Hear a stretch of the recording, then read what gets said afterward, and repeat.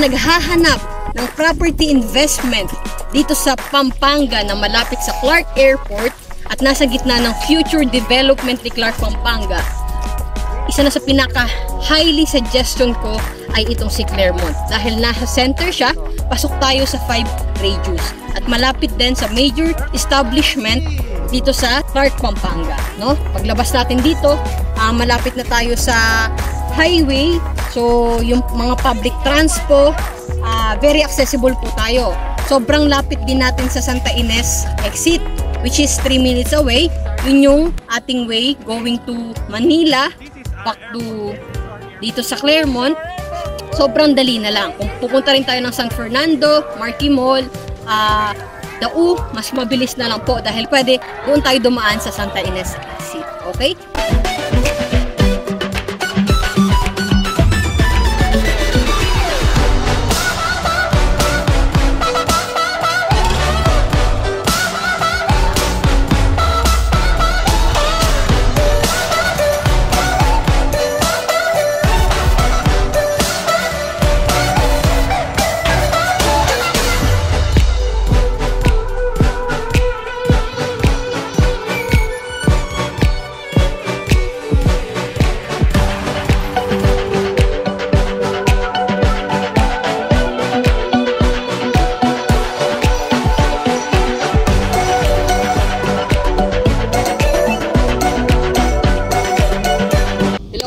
Magandang araw sa inyong lahat. I'm your friendly realtor Alex Reyes, and once again, welcome sa ating real estate vlog. Andito tayo ngayon ulit sa Claremont, Mabalacat, Philinvest at mag-update lang tayo ngayong mid-quarter, no? So, papakita ko sa inyo yung mga available na lote natin at yung mga recently sold natin na lote sa Phase 5. So, nakakatuwa kasi kaka-open lang last year ng Phase 5. Ngayon, almost 50 to 60% na ang ating bebenta sa mga investor at sa mga client natin na talagang bumibili na galing pa sa abroad. So tara, samahan nyo ako para i-virtual tour ko kayo dito sa ating community sa Claremont and Phase 5. Let's go!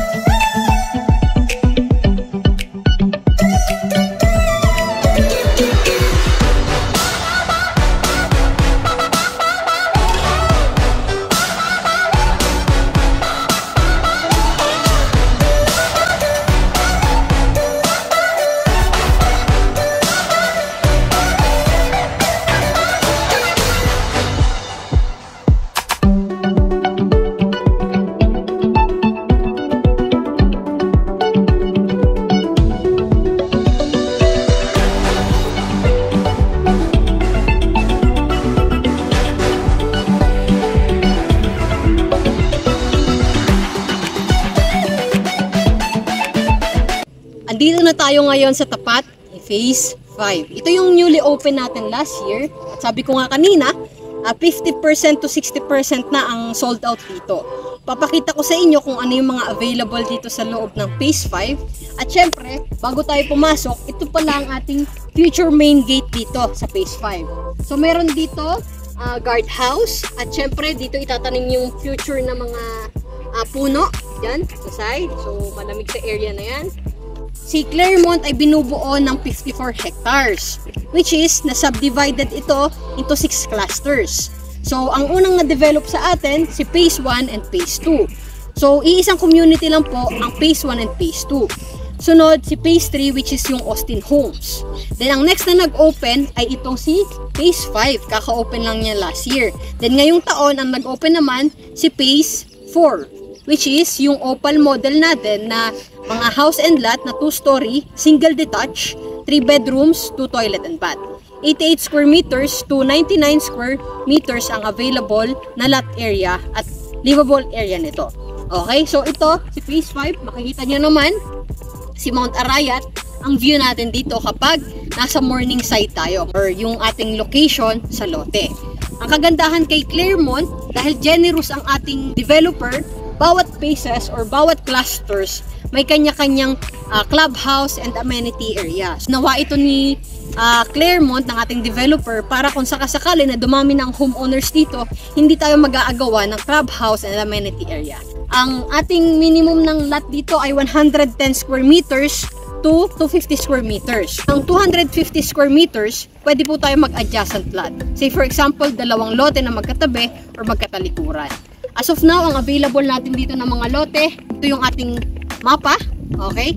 Itong mapa na to, yung may mga red boxes, mga available po ito. Yung mga may X, ibig sabihin, ito po yung mga recently sold na ating residential lot dito sa Claremont. Ngayon, ang natitira na lang na ating corner lot dito ay tatlo. Isang morning sun at dalawang afternoon sun.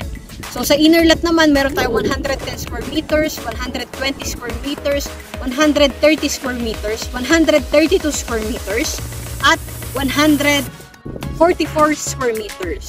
So sa corner lot naman, 137 square meters, 141 square meters, and 163 square meters. Tara, pasukin natin si Phase 5 para makita nyo yung future clubhouse.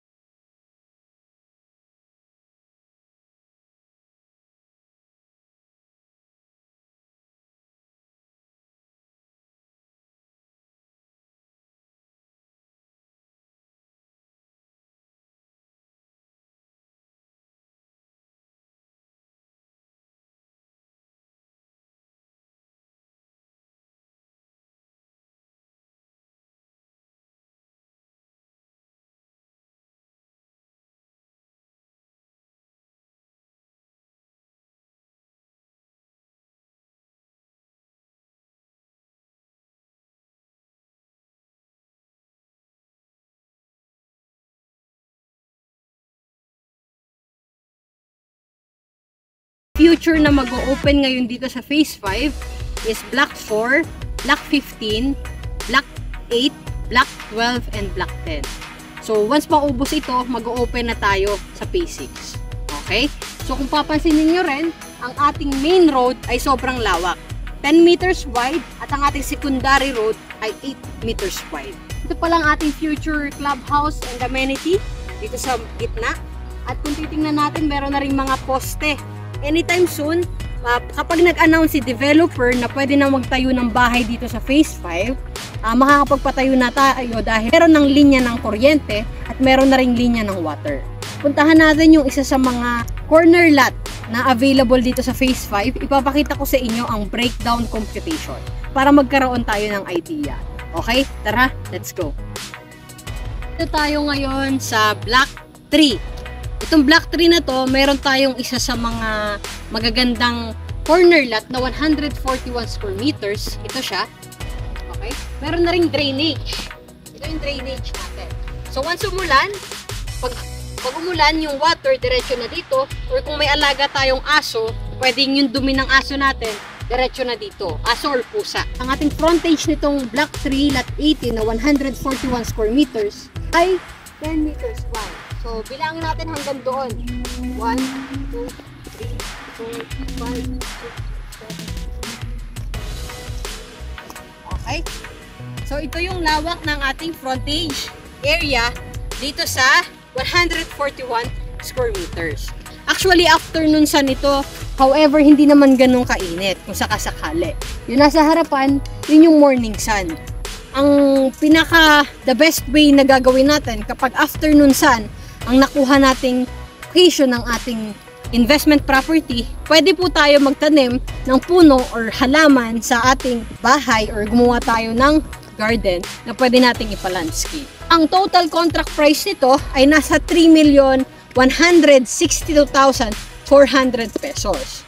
Sa initial DP investment natin, dahil naka-promo tayo, 10% lang po ang ating ibibigay na initial DP investment sa ating developer instead na 20%.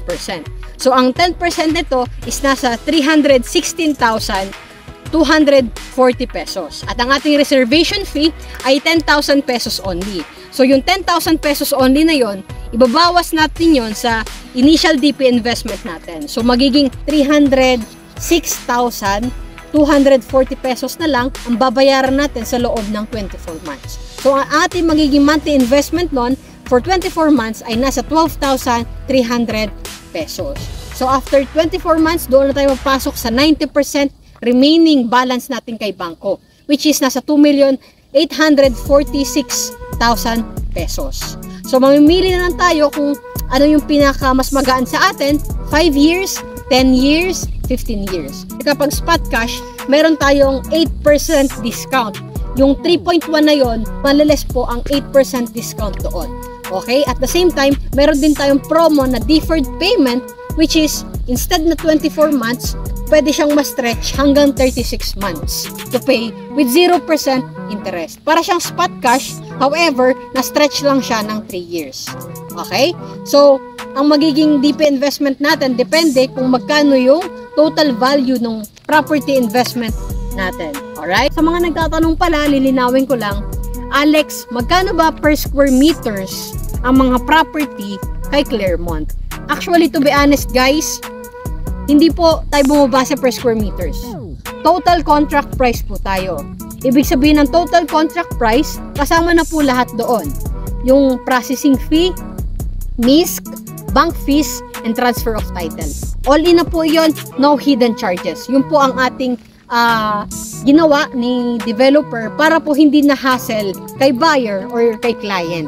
Dahil meron pong developer na mura ang per square meters, however, hindi po kasama doon yung mga other charges or yung mga babayaran ni client or ni buyer. Kung i-compare natin per square meters, nasa 16,000 to 22,000 per square meters, kasama na doon lahat dito kay Clermont. At kung naghahanap ka talaga ng isa sa mga property investment malapit sa Clark, Pampanga at nasa center ng future development ni Pampanga, ang pinaka-suggestion ko na po sa inyo ay si Clermont. Si Clermont po ay pang mid-end. Okay, mid-end class na mga investor talaga or nag-i-invest sa property. Pero kung meron tayong gusto natin yung high-end, meron naman po tayong hawak sa Angeles, sa Bacolor, at meron din po sa May Porac, Pampanga. Okay, so i-message nyo lang ako kung ano yung concern nyo, kung ano yung gusto yung property, para bibigyan ko kayo ng options. Sa mga interesado mag-book ng tripping schedule dito kay Clermont, kontakin nyo lang po ako. Ilalagay ko sa baba ang contact details, ang Viber ko, ang WhatsApp ko, at ang email address ko. Pwede nyo po ako message para direct to the point, doon po tayo mag-usap. Ma-explain ko po sa inyo, step by step, ang gagawin natin or yung mga other details dito kay Clermont. Kasi pag sa comment section po, hahaba lang at hindi nyo po maiintindihan. Much better makapag one-on-one talk po tayo sa call or in personal. Okay? So si Clermont po ang pinakamalapit sa future development ni Clark, Pampanga. Kasi malapit na tayo sa Clark Airport. Nasa center tayo ng future development dito, which is si New Clark Green City. Malapit na rin tayo sa Clark Development Area. Tapos sa SM Clark, SM San Fernando, lahat ng major establishments, schools, church, hospitals, restaurants, tourist spot. Nandito na lahat, malapit tayo. At saka at the same time, sabi ko nga kanina, sobrang lapit natin sa Santa Ines Exit and Lex, which is luwas tayo ng Manila. Pwede tayo dumaan doon, 3 minutes away dito. Then kung babalik tayo, madali lang. So very accessible ang area natin. At kung pupunta tayo ng San Fernando, Dao, Marquee Mall, madali lang po yung way natin. Hindi tayo masyado matatraffic. At syempre, lilinawin ko lang po na si Clermont po ay mataas ang area natin. So yung elevation po nito ay mataas, hindi tayo binabaha. Since nasubukan na po natin sa tagal natin dito sa Clermont, never po tayo binaha dito. Okay, sobrang taas po ng ating elevation area ni Clermont. So sa mga interesado, message nyo lang po ako.